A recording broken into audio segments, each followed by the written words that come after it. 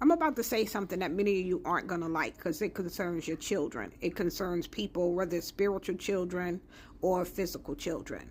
But don't get in God's way. Don't get in God's way of what it is that God is doing. God is about to do some things in your kids, bring them through some things, drag them through some things, put them into some places and things of that nature. But don't get in God's way.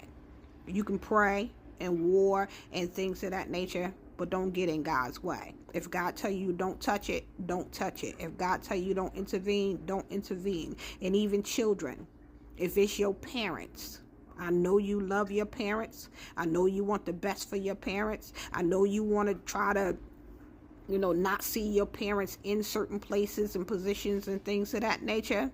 Don't get in God's way. Let God do what God is doing, because God is doing a thing that is not life-threatening.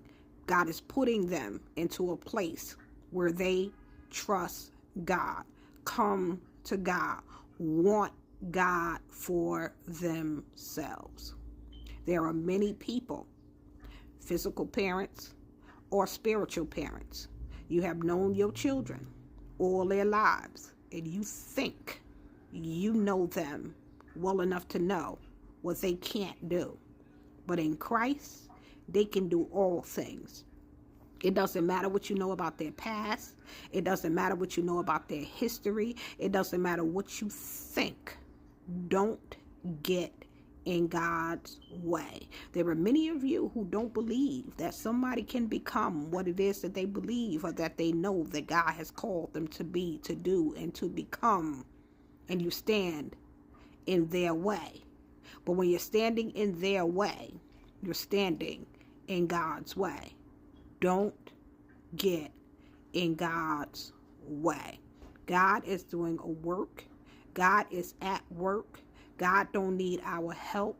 God is not caught up in our feelings about our loved ones and things of that nature. He is doing a work. It's a great work. It's a mighty work. Don't get in God's way. When you put your hand in things that God told you not to put your hand in, your hand is going to get popped. And it's going to get popped real hard. You remember how teachers used to pop a child's hand with a ruler? And those of you that are not old enough to remember any time of that nature, it's a form of discipline.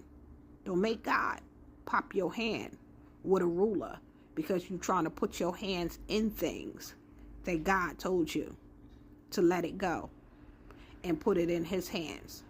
Don't get in God's way. That's all I'm going to say.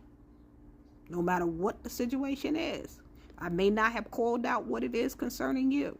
When it comes to your husband, unsaved, doing whatever, raking and running, and doing all different types of things. And then you begin to see that low place. You begin to see them in a different light. Don't get in God's way.